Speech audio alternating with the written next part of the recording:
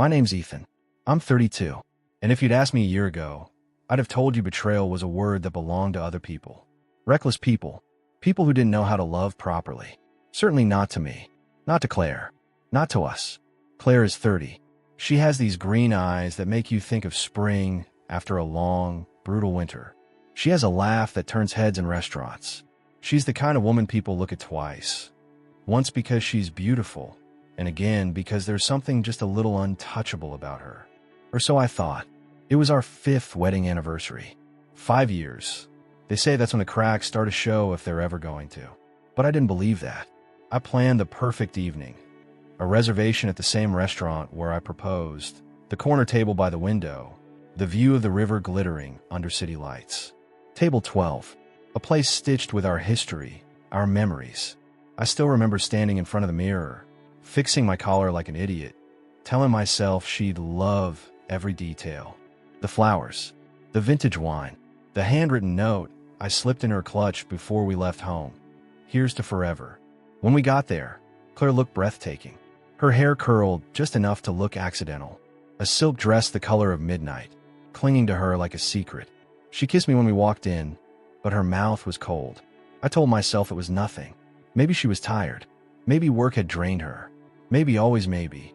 We sat, ordered, laughed politely at the waiter's small talk. He was young, maybe 25.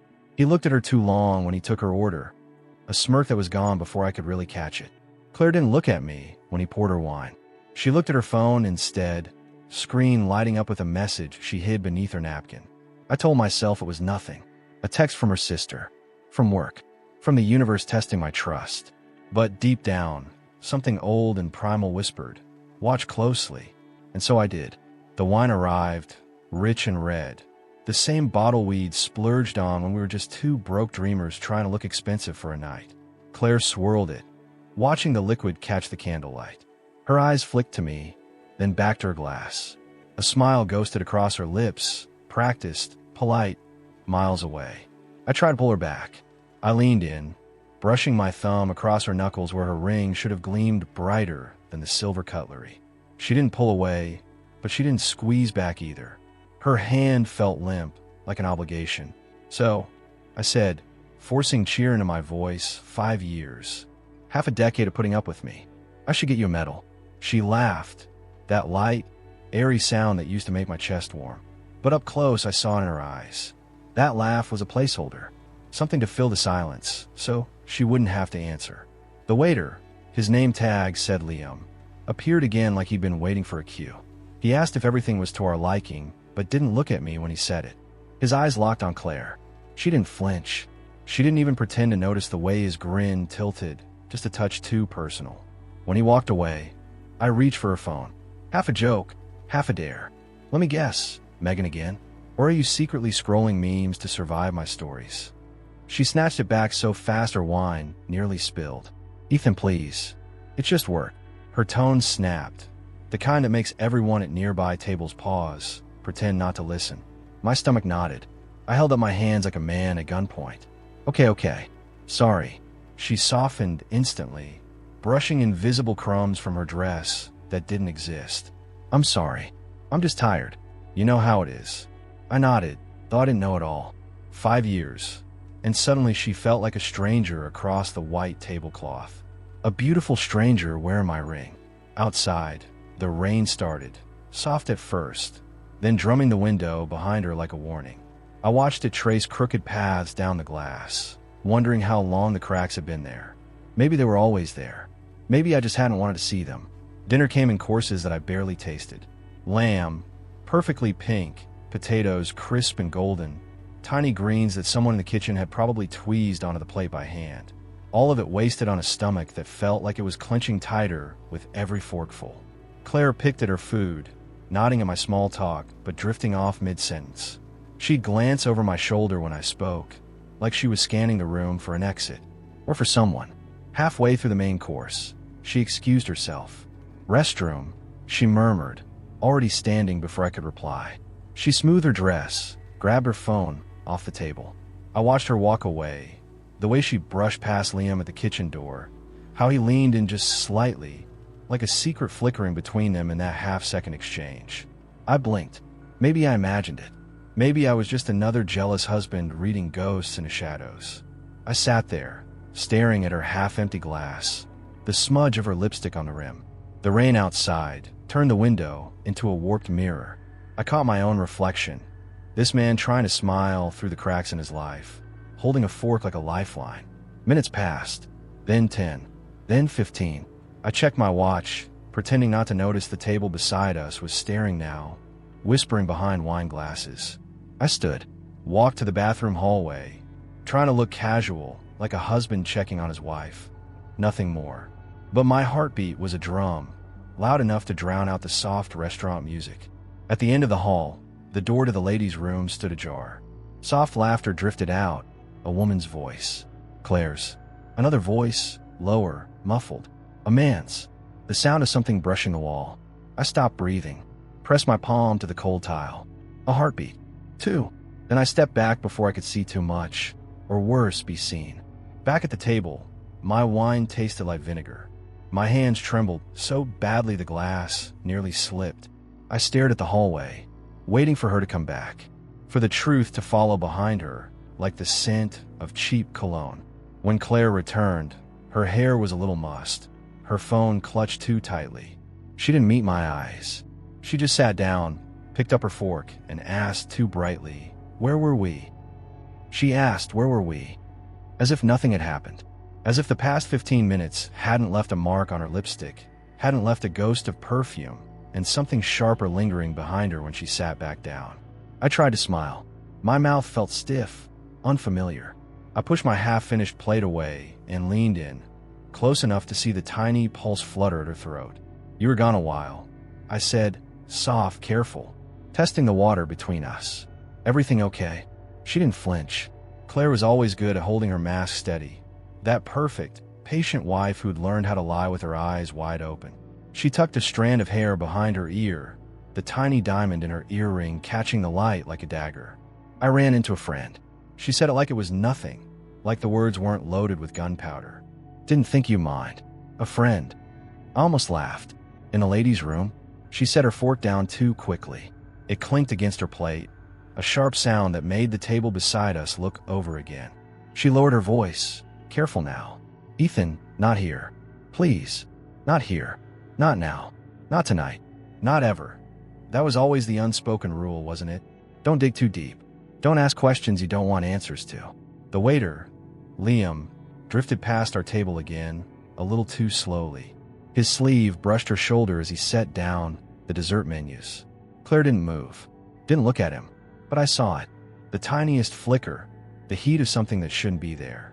I felt the world tilt. The soft music, the clink of glasses, the couple laughing 3 tables down. It all blurred around the edges.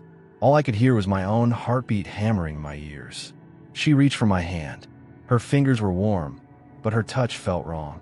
Forced. Like an apology for something she'd already decided not to confess. "Let's just enjoy tonight," she said, her smile strained. "Please. For us. For us." I almost said it. Is there even us anymore? But the words caught in my throat like splinters. So I nodded.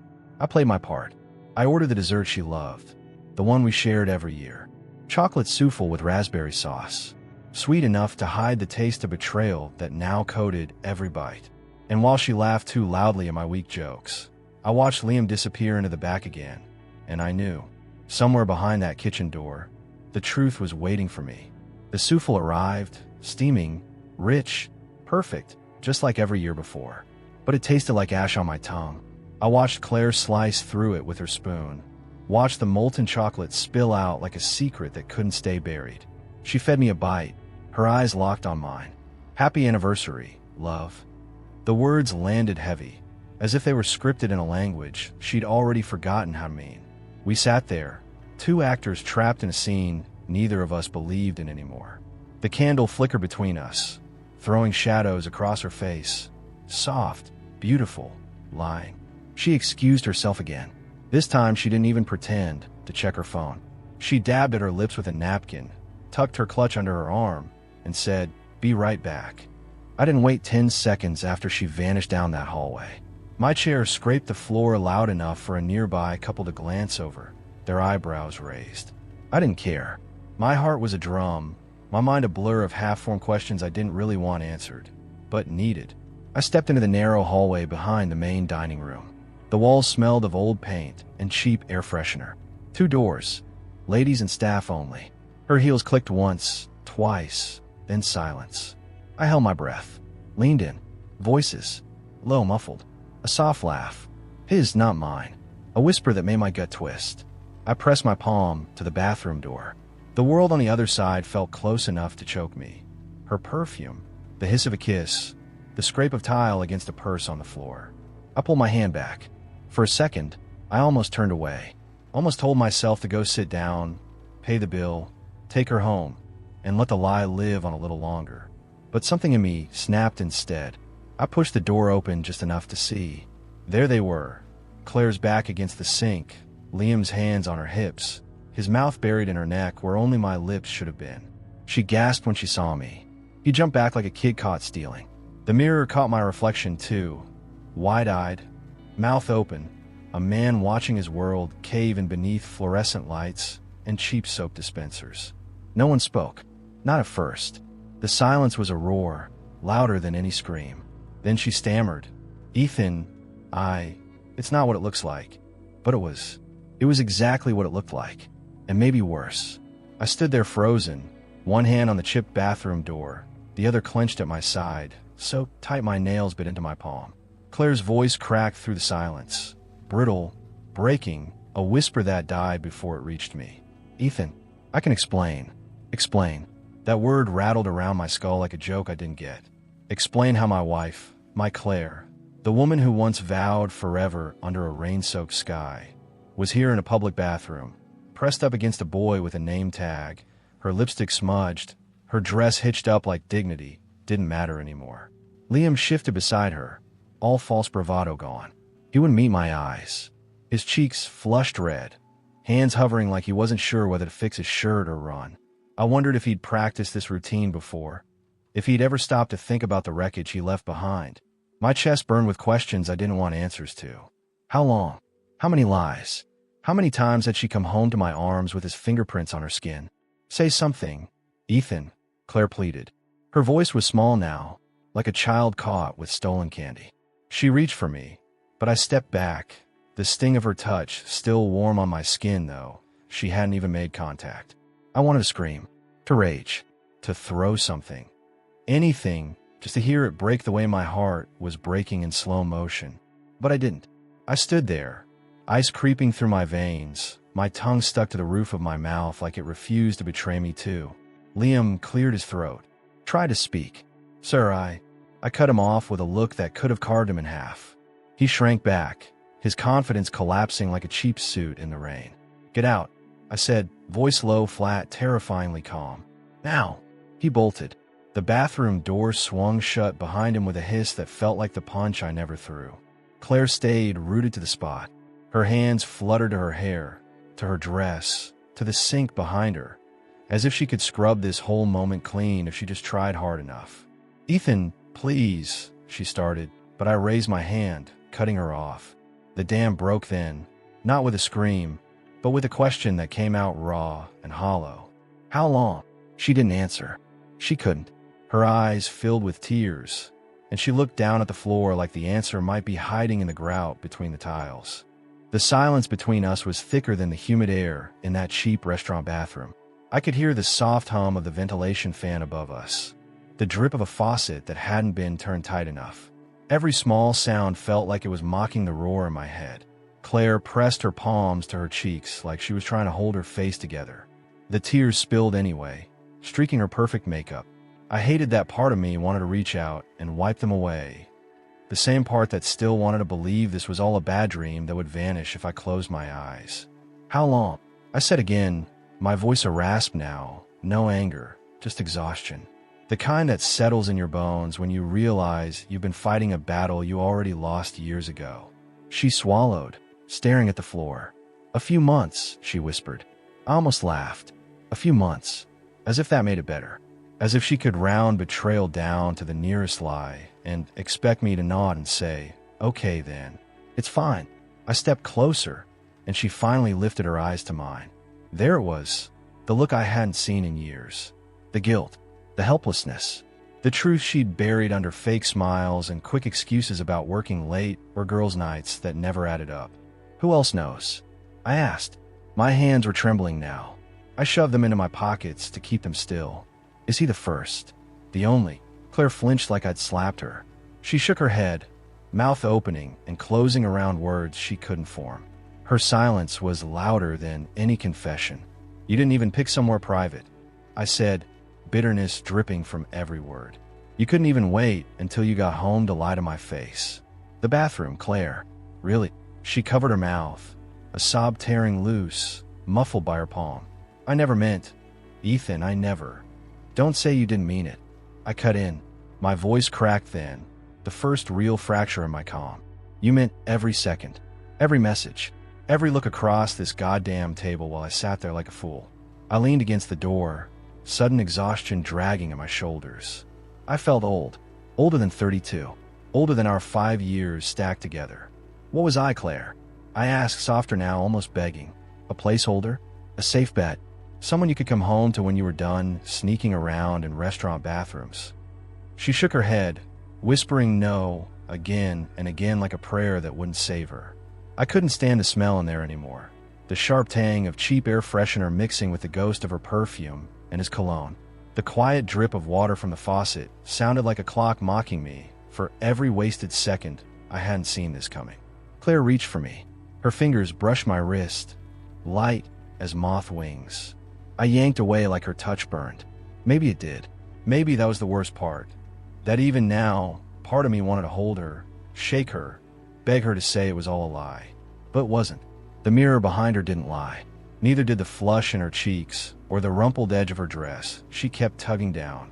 I can't do this in here. I said, my throat raw. Not here. I shoved the door open and stepped back into the hallway. The world outside felt colder, louder, laughter echoing from the dining room, forks clinking, glasses toasting to anniversaries that probably wouldn't rot from the inside like mine had. I felt like an imposter in my own skin. Claire followed, footsteps quick behind me, heels clicking on the tile. Ethan, wait. Please, just wait. But I couldn't. I needed air. I needed to get out before I did something we'd both regret. I brushed past Liam near the staff door. He flinched away like a coward. The manager stood nearby, pretending not to hear the tremor in Claire's voice as she called my name. Diners watched us like we were a scene in some second-rate drama they gossip about all week. I pushed through the restaurant door into the rain. It hit me sharp and cold, a slap that felt more real than anything she'd said in months. The neon sign above the entrance flickered like it was about to give out, just like us. Behind me, the door creaked open. Claire stepped out, wrapping her arms around herself, mascara smudged, hair plastered damp against her forehead. She looked like a stranger, beautiful, ruined, someone else's secret now. Ethan, she begged, voice cracking. Please, don't go. Not like this. I turned to her, rain dripping off my hair into my eyes. How then, Claire?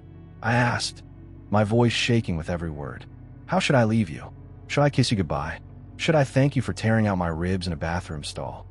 She started crying again, shoulders shaking under the thin straps of that dress I'd bought her for our anniversary last year.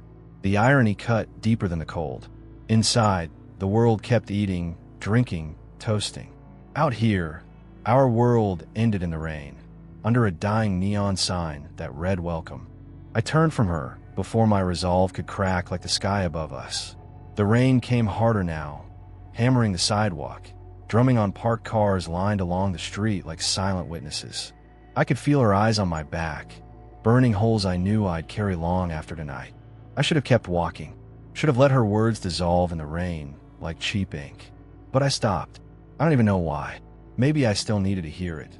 The final nail, the last insult to bury what we'd once called love. Behind me, her heels clicked closer, hesitant, almost childlike. She stood just out of reach, hugging herself against the rain. Her lips trembled as she spoke. Ethan, I didn't plan this. I swear to you, I never wanted. I spun on her so fast she flinched. The streetlight above us flickered, turning her tears into glass beads on her cheeks. Didn't plan what, Claire? Didn't plan to drag me here, feed me lies with wine, then sneak off with him while I sat there like an idiot tasting dessert alone. She opened her mouth, closed it again. A car passed behind her, headlights sweeping over us like a spotlight on a cheap stage play. That's what this was now, cheap.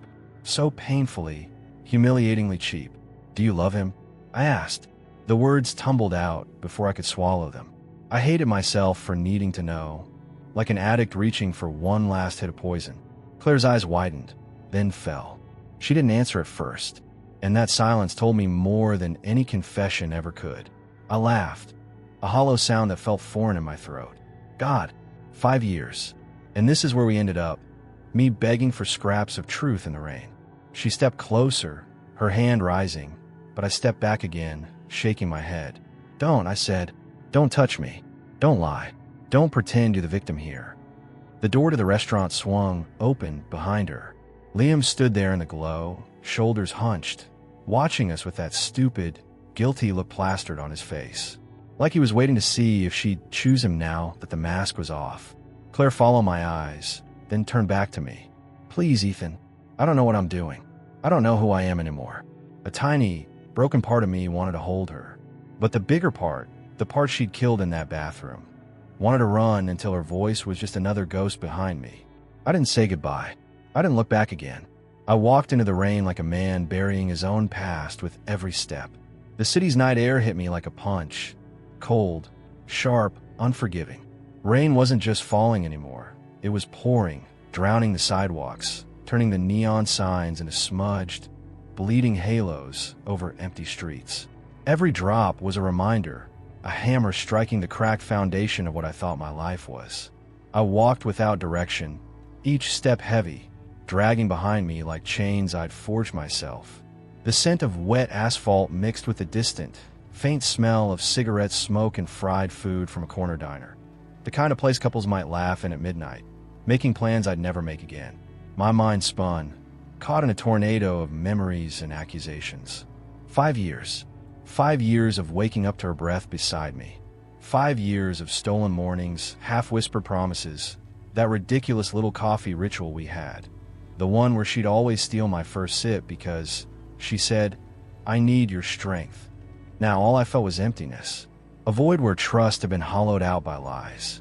I thought about the note I left on her pillow this morning. Can't wait to celebrate tonight. I love you. How naive I had been. How blind. Every face we'd passed tonight in that restaurant. Strangers, oblivious to the fracture beneath the silverware, seemed like actors in my unraveling play. The waiter, Liam, that smug look on his face where he thought no one was watching. Claire's half-hidden texts, her stolen glances, the way she touched him, not like a friend, not like a co-worker, but like she was someone else entirely. I wanted to scream into the dark sky, but my voice was caught somewhere between rage and heartbreak. Instead, I sank onto a wet bench beneath a flickering street lamp. The light buzzed like a tired old man, casting flickers over my wet hair and bloodshot eyes. I dug into my pocket and pulled out my phone. No messages, no missed calls, just silence. Even the digital world was indifferent to my pain. I thought about calling someone, my best friend, my brother. But what would I say? Hey, come pick me up? My wife just destroyed everything I believed in, and now I'm sitting alone in the rain. No, that wasn't a story anyone wanted to hear. I was supposed to be the strong one, the husband, the man who holds it together. But inside I felt shattered, broken shards of dreams and memories cutting through my soul. I thought about Claire. What was going through her head right now? Was she crying? Feeling guilty? Or was she already rewriting her story, justifying every stolen kiss, every whispered secret? The rain washed over me, but it couldn't cleanse the ache.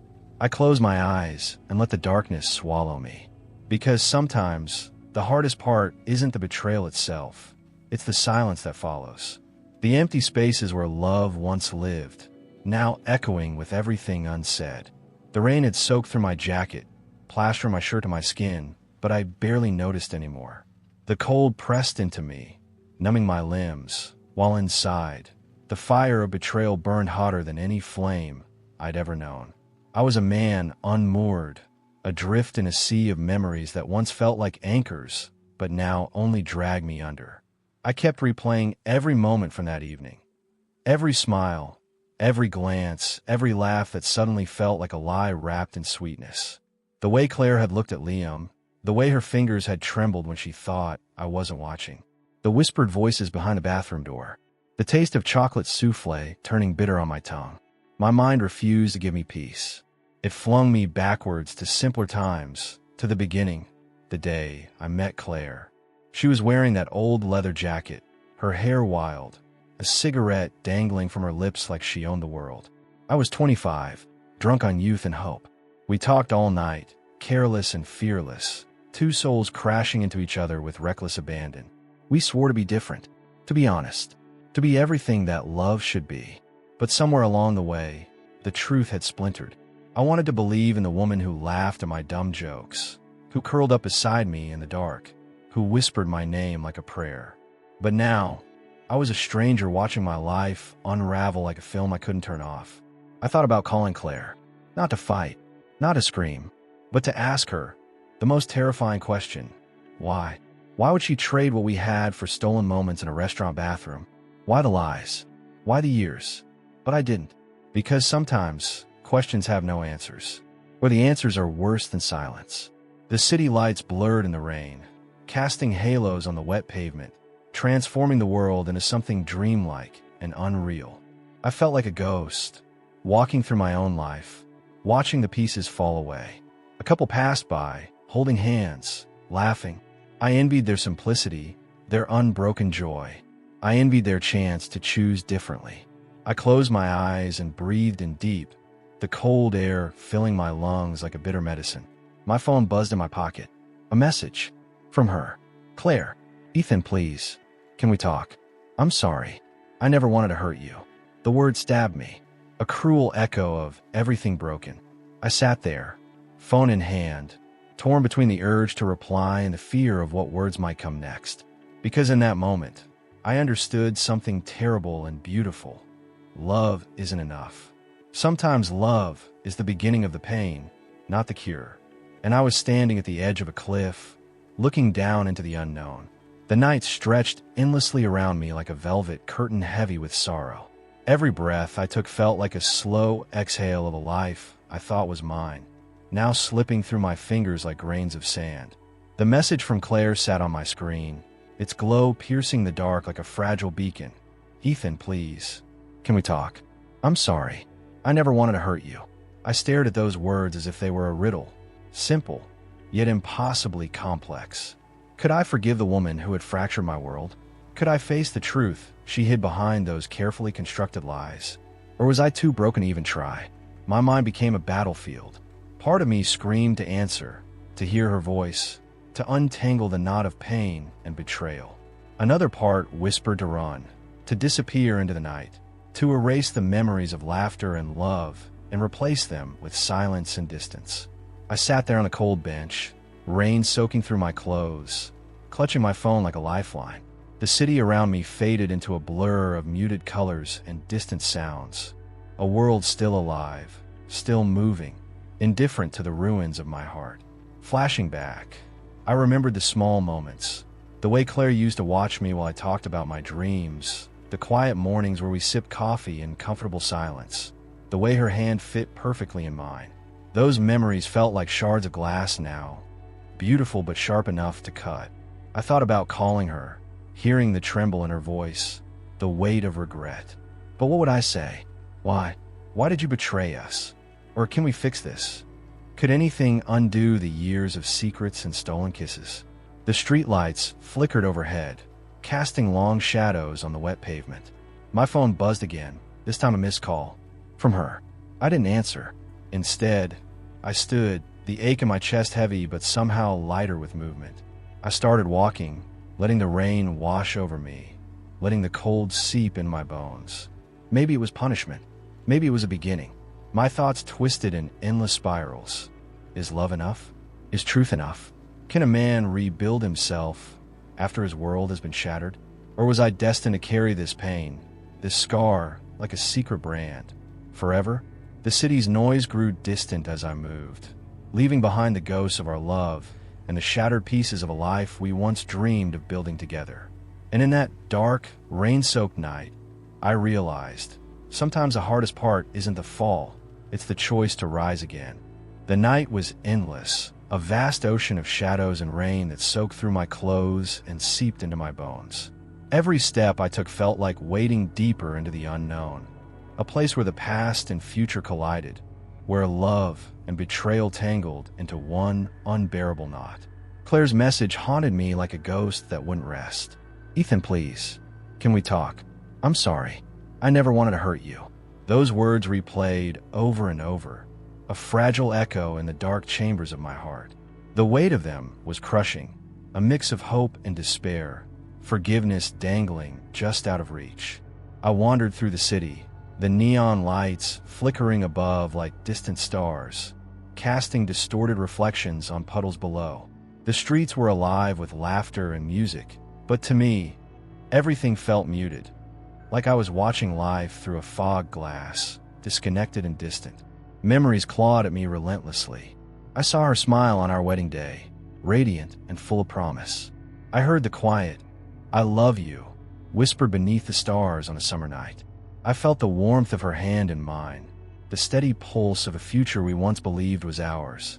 But beneath those memories lurked the bitter truth, the stolen moments in the restaurant bathroom, the whispered lies, the betrayal that shattered every illusion. I stopped by a small park bench under a flickering street lamp. My fingers trembled as I dialed her number, the cold biting through the screen of my phone. The call rang out, each beep a countdown to the moment I'd been both dreading and craving.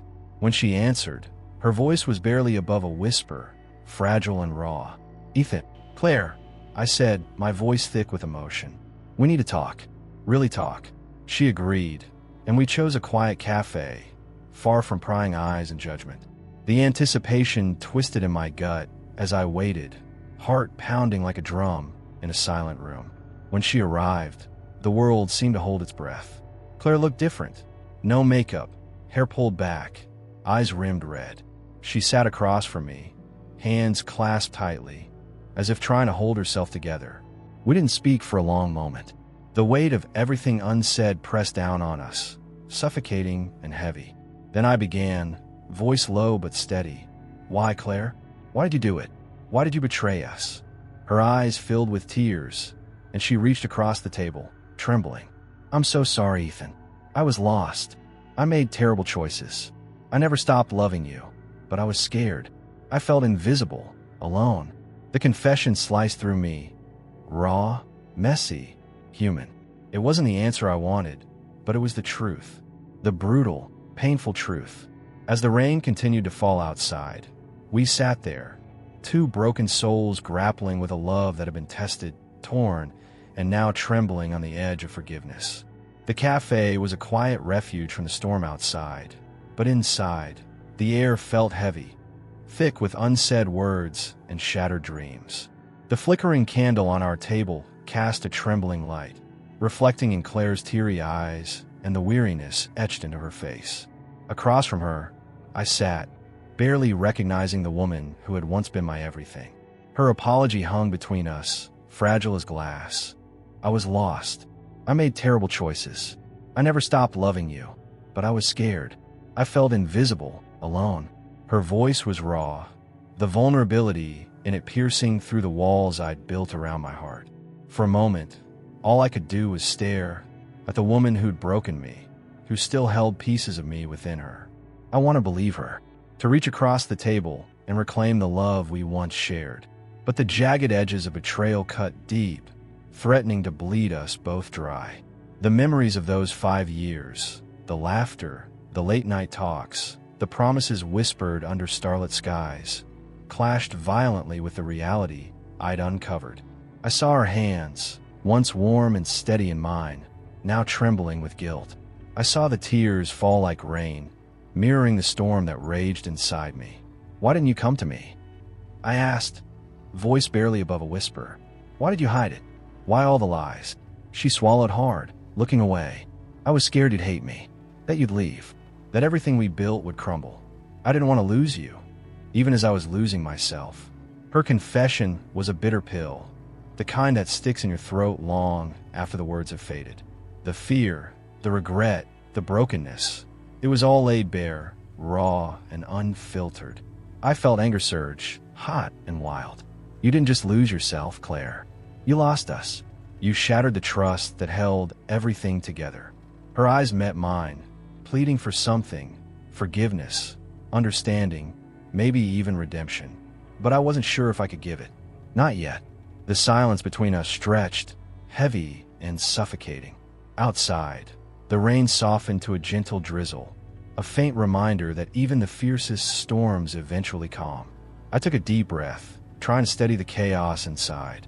I need time, I said finally. I don't know if I can forget, but maybe we can find a way through this. She nodded slowly, a fragile hope flickering in her gaze. It was tentative, uncertain, like the first fragile shoot of green pushing through cracked earth after a long winter.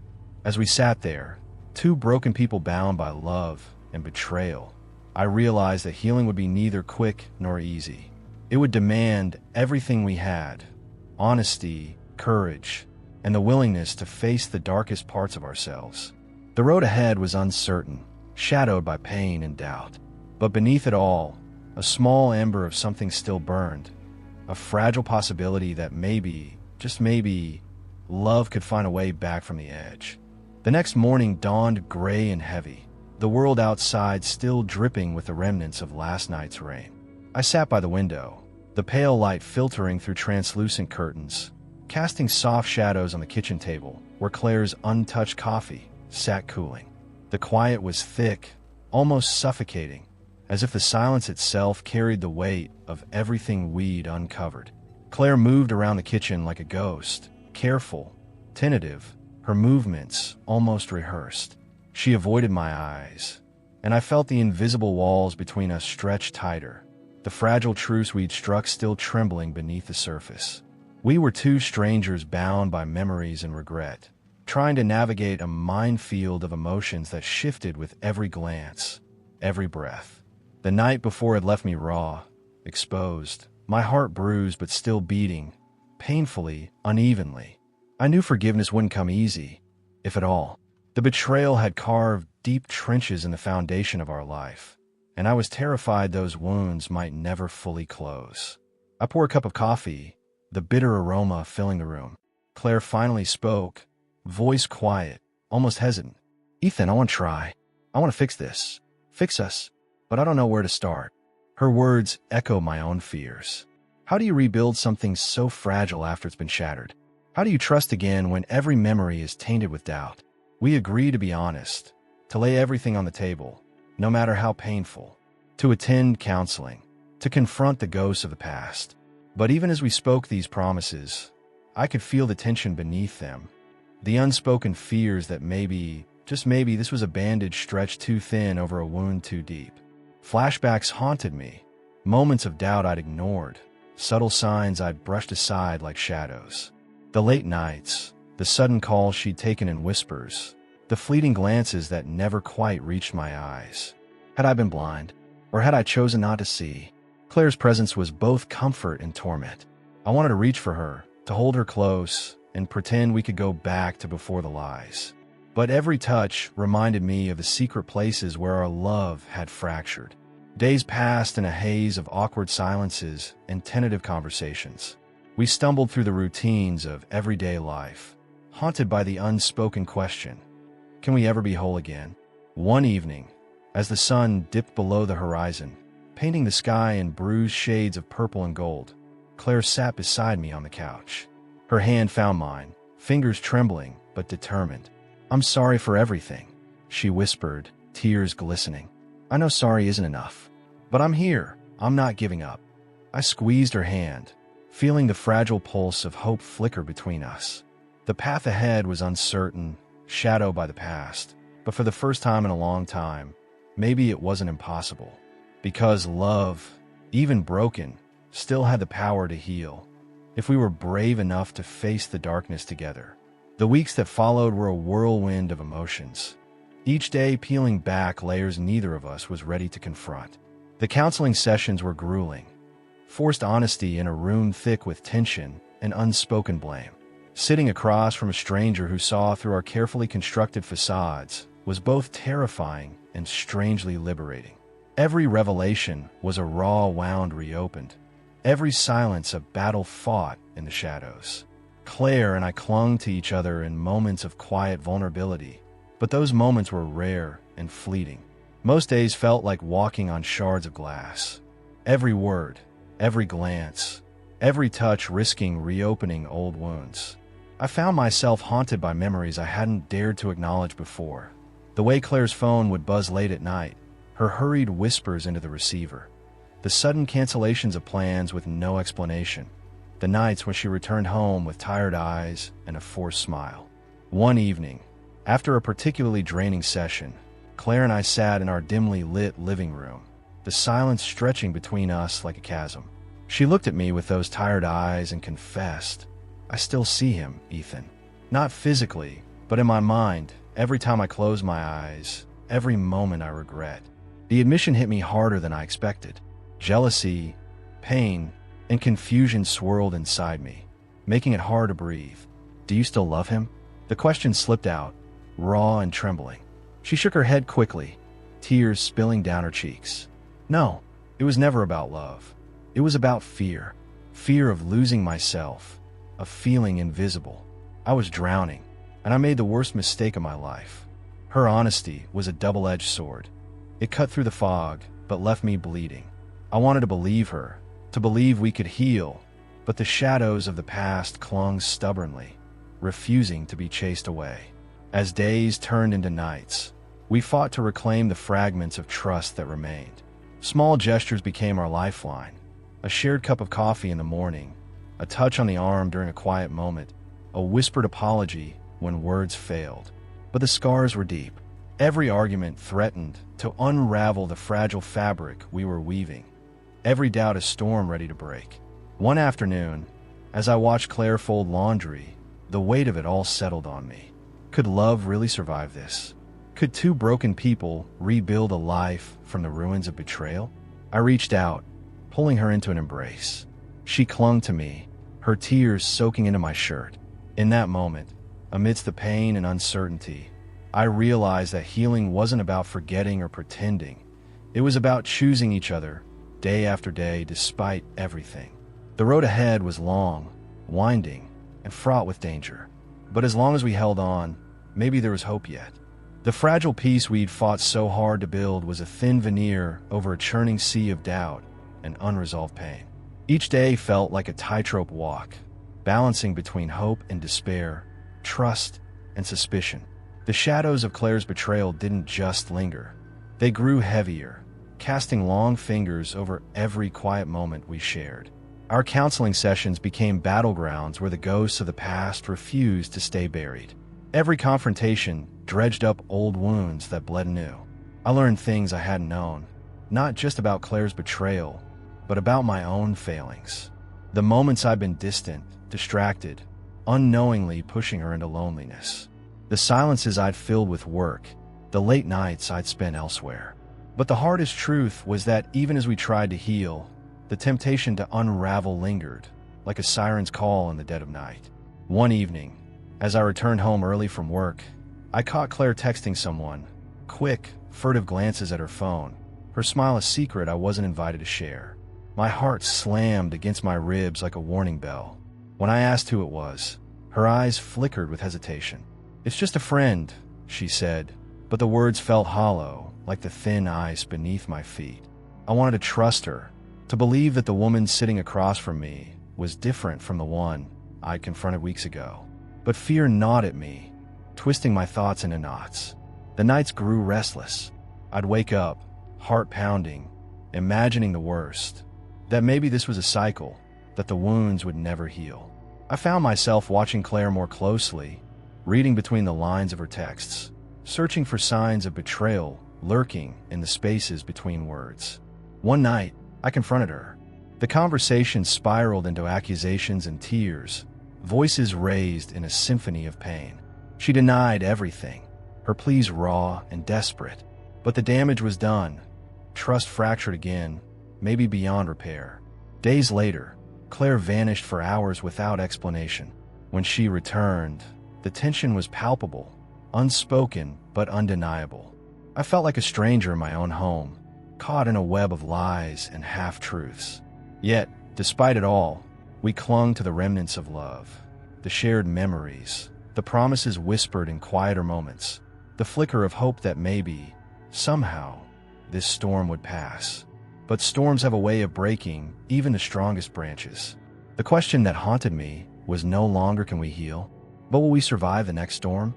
The tension that had been simmering beneath the surface for weeks finally snapped like a brittle wire. The air between us crackled with unspoken accusations and raw emotions that refused to be contained any longer.